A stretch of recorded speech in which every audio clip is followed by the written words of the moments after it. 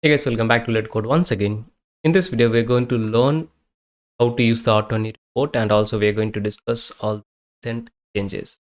So if you go to the npm.com/package/Ortoni report, the instructions are very simple. You have to just give like npm I and then followed by the Ortoni report. And if you want to add this as a dev dependency, you can add the -d flag. So already I have created a Playwright project. It's very simple. Control Shift P, and you can go like install Playwright. Of course, you have to add the Microsoft VS Code extension for that. And we are going to also use the GitHub action flow just to show you like how we can get the report in the GitHub actions as well. Okay, let's do the installation real quick now. The installation is done. Now if you go to the .github folder and workflows, and within the Playwright YAML file, you can see like by default it takes the Playwright report, where it will Playwright by default store the reports in the Playwright report, but we have to change this to our report folder. That is what we have to do. Okay, now before that, of course, we have to install the Ortoni report. So let's go and do that. So npm I, then followed by -d if you want to save it as a dev dependencies, and then followed by Ortoni report. Okay, so very simple. Let's go and add the package.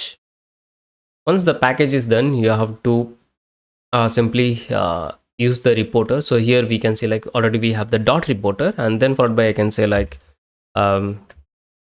Ortoni report, and that's it. We are pretty much done. By default, it will work based on the default configuration. So for example, let's go to any of our example spec, or maybe like the to do spec, and here I'm going to run this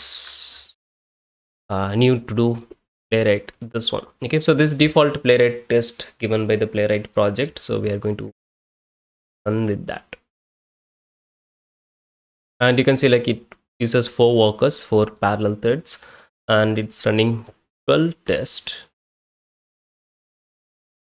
This is basically my console log. So I have used the console log. 1 test failed, few are skip, few are pass. Let's wait and see the report. Few of the tests are deliberately failed, so that I can show you the actual report. Okay, and you can see now the by default, whenever the test is completed, it says like Ortoni report generated at this location. So it will default store in the Ortoni report, and then we have this Ortoni report.html. So this is the default location where Ortoni report is getting stored. So I will recommend you, if you are using GitHub Actions, or GitHub or any SVN or any online cloud repository, add this folder to your GitHub ignore file, basically. Okay, .git ignore file, basically. Okay. I can see by default it opens this in the port number 2004. You can of course change that as well. So this is the default reporter looks. So you can see like we have all test of 8, pass is 4, failed 4, and skipped is 4. And here we have this beautiful stats. So skipped is 4, passed and failed. Similarly, it runs on the mobile Safari, Chromium, Firefox, and mobile Chrome. So if you go to your Playwright config file, you can see like we have 4 projects. That's why it's run in 4. So we have the project level chart and also individual project. For example, in the Chromium, you can see skipped 1, failed 1, and passed 1. Similarly for Firefox, for mobile, for Safari.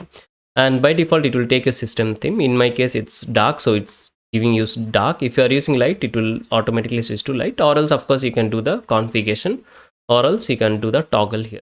Okay, now if I go and click on this, so these are basically your filters. So if I click on the past test, you can see like from here, so by default it will show you it will not show you the project name, so it will show you in the right hand side of the test. So for example, this is running in Chromium. If you click on that, you can see this is the test name, this is the file name with location, and the result is passed, the duration it took, and the project. And then we have this screenshot. So in my case, if you go to the configuration, video will return on failure and trace will return on failure. Screenshot will be always on. So that is how I have configured in my project. And you can see the steps are there. And then whatever the console log you are seeing in your console, you can see those in the also.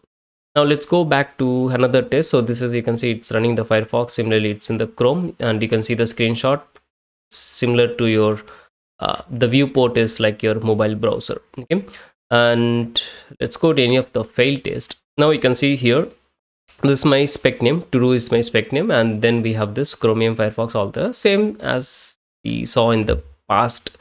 Now for the failure, of course, you'll see the red color, and here the status is fail, and you can see we got this video. So if you click on this, of course it will play. So you click on the play, and if you want to see in the full screenshot, of course we have that options.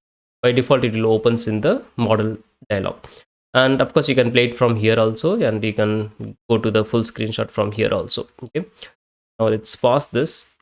Yeah, and this is the added advantage, view trace. Once you click on that, it will open the trace viewer within the same browser, so you don't have to worry about the trace now. So trace basically works as the Playwright default report.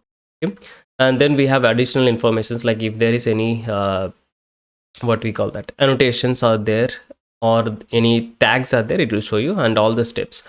When there is a failure, of course it will give you the color template now. So earlier it was like black and white, now it's based on the color template. So if you switch the theme also, you can see still it's color and it's looking beautiful.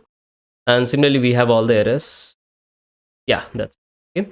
So if you can go to summary and you can click on skip test, you can see like here we have this skip, and if you click on the all, you can see like all.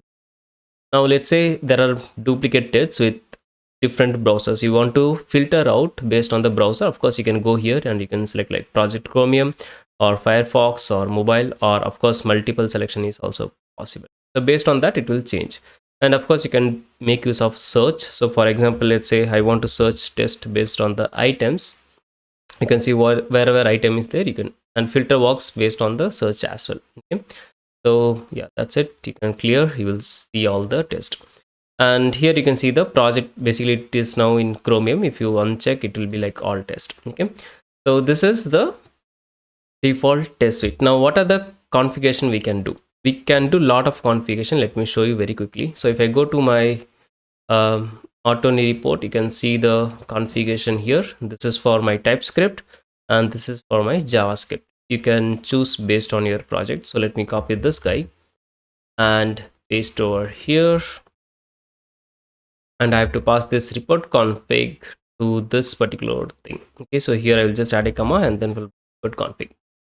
Now what are the things here? If you want to change the port number, you can use this. I don't want to change. Let's go and use the same.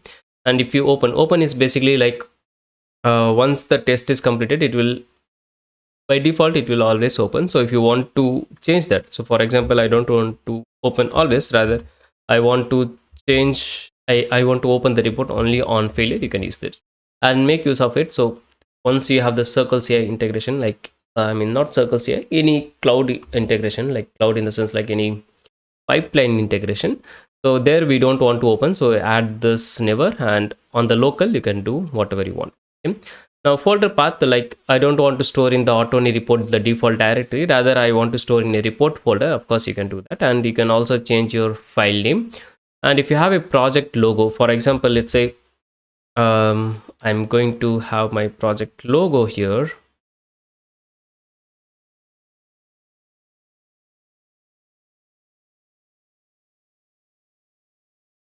Okay, let's say this is our logo, and let me keep it in the root of the project. Don't keep it in the root. So how does it works? In the sense, it works based on the local path. So for example, if you are going to have this in your default directory Ortoni report, just keep it within the Ortoni report folder and it should work fine. If you are using folder path, for example, I'm using this report folder will generate the runtime. There also you can keep your logo, it will work. Okay, I will show you that in a moment. So let's say that we are going to use the report as a folder path, and this is my file name and this is my logo name. Okay, and then I want to give some title to the report. And if you don't want to show the project, so by default it's false. If you want to show the project name, project in the sense like if you go to our report, you can see there is no project. So project we are seeing in the right hand side of the test, right? But I want to filter based on the project, then we can make this as true. Okay, and then we have this project name. This project name is basically, you will see here, this is going to be your client name, your organization name, or something like that. Okay, and then we have the test type. This meta informations are there, and if you want to share your report to others, probably you can use the base64 image, or else make it false. That is what I will recommend. Okay, because base64 image will take much space to your actual HTML file. And yeah, apart from that, also we have some configurations, like if you want to use the port, you can do this. Okay, and you can go to this Ortoni report config, you can control click, and you can see all the documentation with what are the available options there. Okay, now let's go back and run the same test. I'm going to control J, control C to stop, and I'm going to run the test again. Let's see the difference now.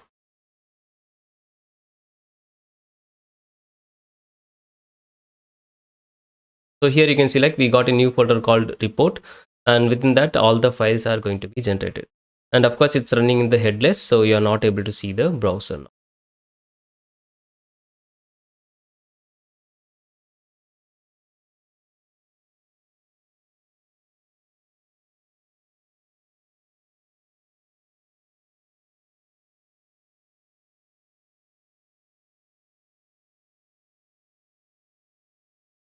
Okay, so since there is a failure, we are able to see this local host, and you can see logo is missing now.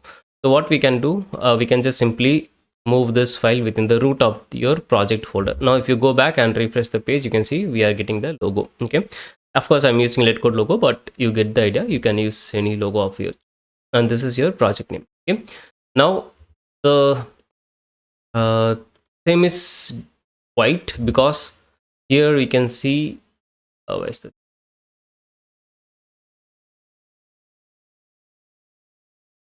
Okay, so the preferred theme is light, that's why we are saying this in the light. So earlier it was like dark, now it's the white mode. Okay, and here you can see all the metadata. So success rate is 50%, last run, duration, and the tester, and the release. I mean, it can be customized text, whatever you want you can add. Okay, now if you go to this, you can see new to do, and then followed by we have the projects. So previously it was different, right? So we are directly seeing all the test, but if you want to see the projects, you can go to the projects, and then you can see based on this.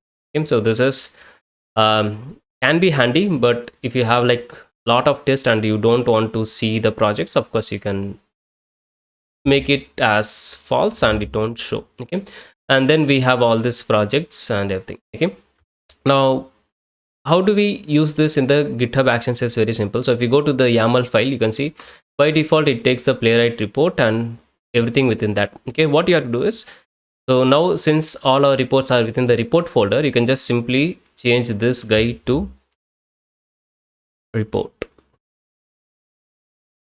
Okay, so whatever the folder path you are going to get, so if it's report, you give report any other name, just give this particular directory, and that's it. You can see all the data there. Okay, and yeah, the UI is really good now. So I have worked really hard to bring this UI. So this is basically your UI, and a lot of features are going to come in the future, so stay tuned. And if you like the project, go and hit a star over here. Really encourage the project to get going. Okay, so you can just add a start, and if you want to do some donation, probably you can use my Gpay ID, or else you can PayPal or whatever. So that's it for this video. If you have any questions, feel free to ask me in the comments, and happy to reply. And of course you can go and check it out. You can go and ask in the